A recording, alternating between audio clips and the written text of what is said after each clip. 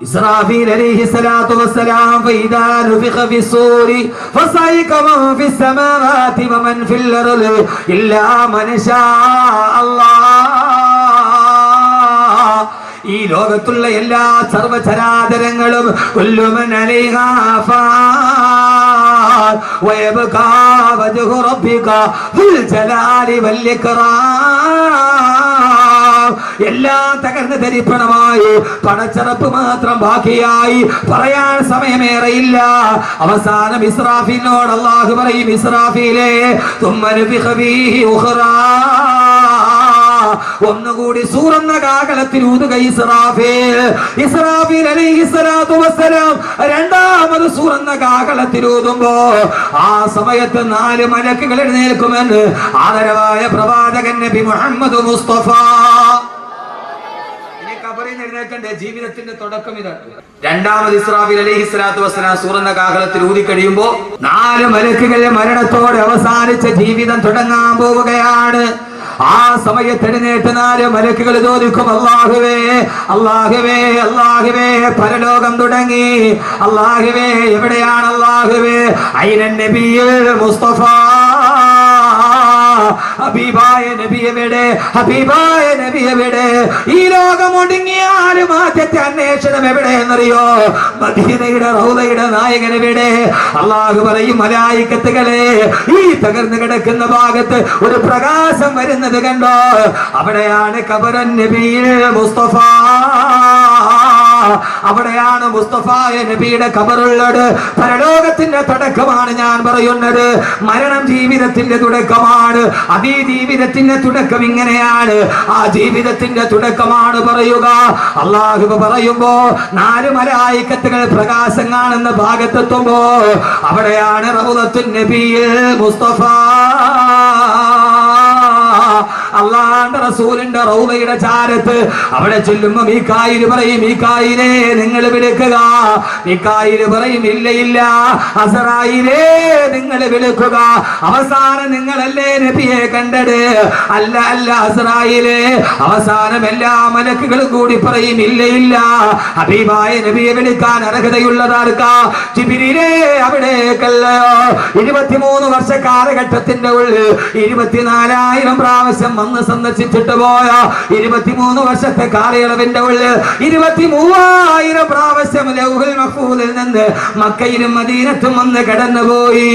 ഈ മണിനാഥത്തിന്റെ ഉടമസ്ഥനെ റൂഹുൽ അമീൻ മലക്കു ജിബ്രീൽ അലൈഹിസ്സലാത്തു വസ്സലാം അല്ലാഹുവിന്റെ റസൂലിന്റെ ഖബറിന്റെ ചാരത്ത് നിന്നിട്ട് ജിബ്രീൽ അലൈഹിസ്സലാത്തു വസ്സലാം വിളിക്കുമത്രേ, കുംബീദിനില്ല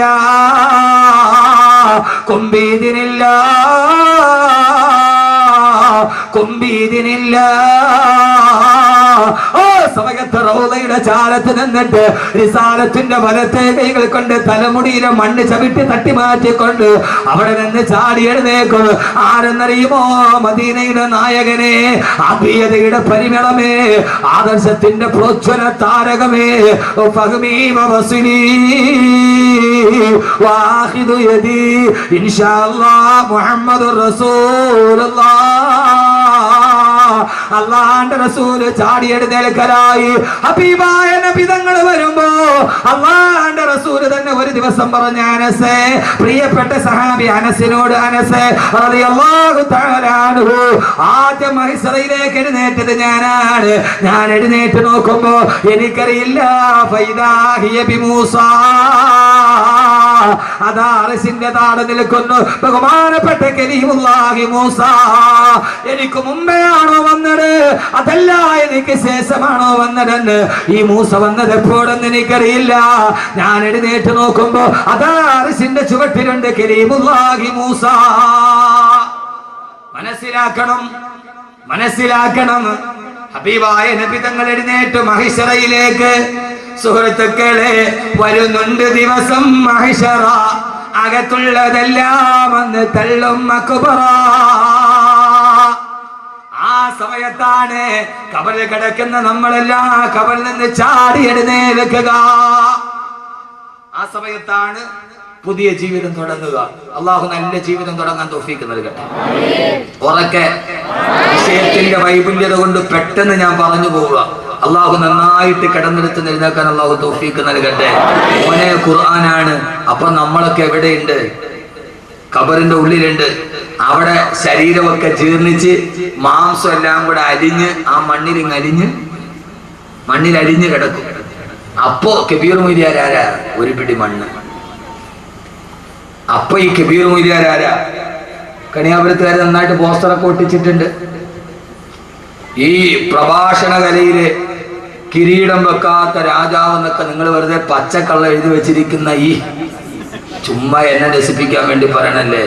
അഹമ്മദ് കബീർ മൊയ്ലിയാർ, നൗഷാദ് ബാക്കവിയൊക്കെ ആരാ? അവരൊക്കെ വെറും കൊള്ളില്ല. കബീർ മുസ്ലിയാരും കൊള്ളൂല, നൗഷാദ് ബാക്കവിയും കൊള്ളൂല വഅദിന്റെ കാര്യത്തിൽ. കാരണം എന്താ? പ്രഭാഷണ കലയിലെ കിരീടം വെക്കാത്ത രാജാവുണ്ടായിരുന്നു. ഞാൻ കാസർഗോഡ് പ്രസംഗിക്കാൻ പോയപ്പോ ആ മഹല്ലുകാരനോട് പറഞ്ഞു, തഴവ ഉസ്താദ് തുടർച്ചയായിട്ട് 22 വർഷം ഇവിടെ പ്രസംഗിച്ചിട്ടുണ്ട്. തഴവ ഉസ്താദ് 22 വർഷം തുടർച്ചയായിട്ട് ആ മഹല്ല് പ്രസംഗിച്ചിട്ടുണ്ട്. അഹമ്മദ് കബീർ വാക്കവി, നൗഷാദ് വാക്കി ഇന്ന് വിളിക്കും, നാളെ വിളിക്കും, 3 പ്രാവശ്യം വിളിക്കും, 4ാമത്തെ പ്രാവശ്യം വേണ്ടടെ കേട്ടത് തന്നെ ഇതിനടുത്തത് വിളിക്കും. ഇതൊന്നും ഒന്നുമല്ല മനുഷ്യന്മാരെ. ഇതിപ്പോ എന്തോ അള്ളാഹുടെ ഒരു തൗഫീഖ് കൊണ്ട് നാക്കുകൊണ്ട് അങ്ങനെ പോയതാ. ഞാൻ പലപ്പോഴും ആളുകൾ എന്നോട് കാണിക്കുന്ന വല്ലാത്തൊരു സ്നേഹം കാണുമ്പോൾ ഞാൻ പലപ്പോഴും ചിന്തിക്കാറുണ്ട്, പടച്ചോനെ ഞാൻ എത്ര ചെറുതാണ്. ഞാൻ മലപ്പുറത്ത് പോയത് പറയുമ്പോൾ ഒരു ചെറുപ്പക്കാർ ഭയങ്കര തിരക്കാണ്. അവിടുത്തെ കാര്യങ്ങൾ പുസ്തകന്മാർക്കറിയില്ല. ഒരു 50,000 പേരില്ലാത്ത സദസ്സൊന്നും 2 പേരെ സദസ്സിലില്ല. അപ്പൊ അവിടെ ഞാൻ ഭയങ്കര തിരക്ക്. ഒരു ചെറുപ്പക്കാരൻ, നല്ല ഡ്രസ്സ് ചെയ്തൊരു ചെറുപ്പക്കാരൻ എൻ്റെ അടുക്കൽ വന്ന് ഇങ്ങനെ നിന്നു കുറേ നേരം. ഞാൻ അവസാനം ഒന്നും മിണ്ടുന്നില്ല. എല്ലാവരും മുസാഫത്ത് ചെയ്യുന്ന തിരക്ക്. ഞാൻ അവനോട് ചോദിച്ചു, മോനെ നല്ല സുമുഖനായ ചെറുപ്പക്കാരൻ. ഞാൻ ചോദിച്ചു, മോനെ എന്താ? അവനോട് ഉസ്താദെ ഞാൻ ഉസ്താദിനെ ഒന്ന് തൊട്ടോട്ടെ. ആ കുട്ടി, ഞാൻ ആ സമയത്ത് വല്ലാഹി ഞാൻ പറയും എൻ്റെ കണ്ണ് നിറഞ്ഞു പോയി. ഞാൻ ചോദിച്ചാൽ അഹമ്മദ് കബീർ നീ ഇത്രയൊക്കെ ആയിട്ടുണ്ട്? അവനവൻ ചെറുതാണെന്ന് തോന്നുന്ന രീതിയിൽ ഈ സമുദായം നമ്മളെ സ്നേഹിക്കാൻ തുടങ്ങി. അതിൻ്റെ പേര് ഒരു ഇഞ്ച് പോലും മുകളിലോട്ട് കയറിയിട്ടൊന്നുമില്ല. ആളുകൾക്കൊന്നും ഇവിടെ ഒന്നും ഡേറ്റ് കൊടുക്കാത്തതുകൊണ്ട് വലിയ അഹങ്കാരമാണ്, സമയം കിട്ടാഞ്ഞിട്ട്. അതിൻ്റെ പേര് ഒരു പുൽക്കൊടിയുടെ പോലും മുകളിലോട്ട് കയറിയിട്ടില്ല. അതിൻ്റെ പേര് വല്ലാഹി പടച്ച തമ്പുരാനെ തന്നെ താന്നിട്ടുള്ളൂ. അപ്പം ചിന്തിക്കും, പടച്ചോനെ എടാ നിനക്ക് ഇത്രയൊക്കെ എനിക്ക് അർഹതയുണ്ട്. അബൂബക്കർ റളിയല്ലാഹു അൻഹുവിനെ എല്ലാവരും സ്തുതിക്കുമ്പോൾ അബൂബക്കർ പടച്ചവനെ എല്ലാവരും എന്നെ വലിയ മഹാനായിട്ട് കാണുകയാണ്. അല്ലാഹുമ്മഗ്ഫിർലി മാ ലാ യഅലമൂൻ. പടച്ചവനെ അവരറിയാത്ത തെറ്റെനിക്കുണ്ട്, നീ അതെനിക്ക് പുറത്തുതാ അല്ലാഹുവേ എന്ന് അബൂബക്കർ റളിയല്ലാഹു തആല ദുആ ചെയ്തു. വജഅലി ഖൈറൻ മിമ്മാ യദുന്നൂൻ. അവരെന്നെ ആദരിക്കുന്നതിനേക്കാളേറെ നിന്റെ മുമ്പിൽ എന്നെ ആദരിക്കണേ അല്ലാഹുവേ എന്ന് ദുആ ചെയ്യുമായിരുന്നു സയ്യിദുനാ അബൂബക്കർ സിദ്ദീഖ് റളിയല്ലാഹു അൻഹു. 22 വർഷം മുടങ്ങാതെ വാദ് പറഞ്ഞ മനുഷ്യൻ. ആ മനുഷ്യൻ, എന്റെ പ്രിയപ്പെട്ട സഹോദരങ്ങളെ, ആരാണെങ്കിലും അവൻ അന്ന് ഖബറിന്റെ ഉള്ളിൽ ഒരു പിടി മണ്ണാണ്. എത്ര സൗന്ദര്യമുള്ളവൾ, എത്ര കറുത്തവളും വെളുത്തവളും ഒക്കെ മണ്ണിന്റെ അടിയിൽ പോയ ഒരു പിടി. മീകായിൽ അലൈഹിസ്സലാത്തു വസ്സലാം മഴ പെയ്തു. ആ മഴവെള്ളം വന്ന് ഈ നമ്മുടെ ശരീരം ഇപ്പൊ ഞാൻ വിളിച്ച് ലേലം ചെയ്ത് കൊടുക്കൂല. അതവിടെ ഇപ്പൊ ഞാൻ ലേലം ചെയ്ത് കൊടുക്കൂല.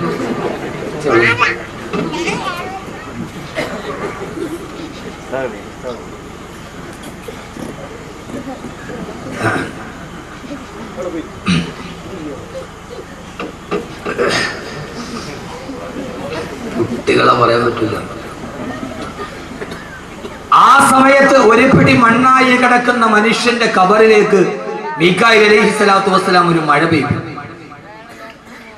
ആ മഴത്തുള്ളി വന്ന് കണിയാപുരം പള്ളിയുടെ ഖബർസ്ഥാനിൽ കിടക്കുന്ന, അല്ലെങ്കിൽ പെരുമാതുറയിലോ കഴക്കൂട്ടത്തോ ഉള്ള മണക്കാടോ എവിടെയെങ്കിലുമുള്ള നെടുമങ്ങാടുള്ള എത്രയോ എന്റെ ചെറുപ്പക്കാർ ഇവിടെ എത്തിയിട്ടുണ്ട്. ആ പള്ളിക്കുള്ളിൽ കിടക്കുന്ന മണ്ണായി ജനിച്ച നമ്മുടെ ഈ ശരീരത്തിലേക്ക് ആ വെള്ളത്തുള്ളി വന്ന് വീഴുമ്പോ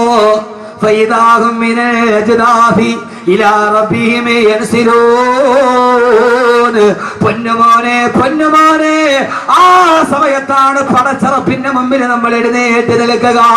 പ്രിയപ്പെട്ട ചെറുപ്പക്കാരാ, ആ വെള്ളത്തുള്ളി വന്ന് അലിഞ്ഞു നേർന്ന മാസം ഉരുണ്ട് കിടക്കുന്ന കളിമണ്ണിലോട്ട് വീഴുമ്പോഴാ പെങ്ങളെ എന്താ സംഭവിക്കുക?